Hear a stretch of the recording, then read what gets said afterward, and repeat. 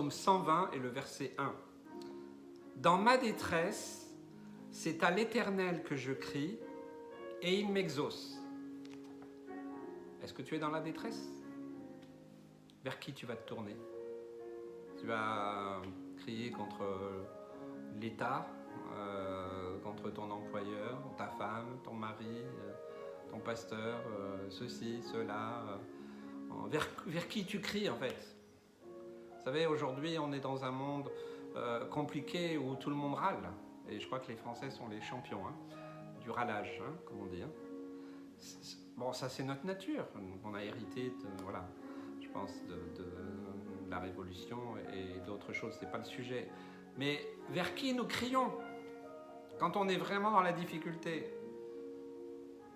Vous savez, je reçois régulièrement des personnes dans un bureau pour de l'aide alimentaire ou vestimentaire.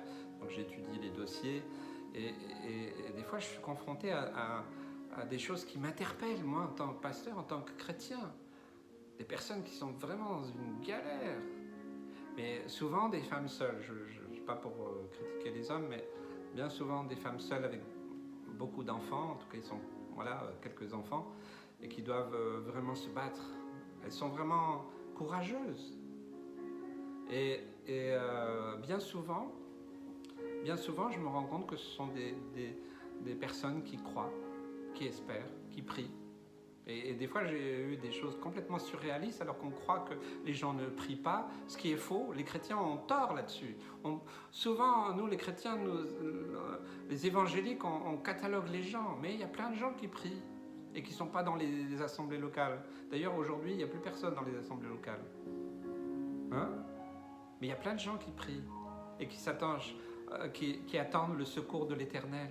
Oui, et nous devons prier aussi de cette manière, dans toute simplicité. Dans ma détresse, qu'est-ce que je fais? Dans mes difficultés, dans mes désespoirs, ma galère, qu'est-ce que je fais? Eh bien, c'est vers l'Éternel que je crie. Je ne crie pas vers les autres, je ne crie pas vers c'est la faute de ceci, de celui-là.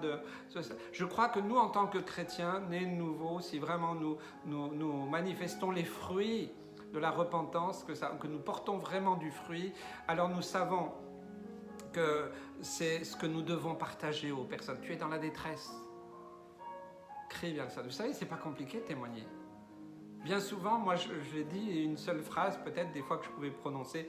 Dans ta situation, si tu veux, je prie pour toi. Mais je t'invite, si les gens ne veulent pas, je dis, dans votre situation, priez Jésus. Demandez son aide. Appelez-le au secours. Il viendra. Amen. Quand je crie, ça veut dire que là, j'en peux plus. Au début, on ne crie pas. On essaye de s'en sortir, on essaye de se débrouiller par nous-mêmes, on fait toutes sortes de choses. Mais quand je crie, qu'est-ce qui se passe?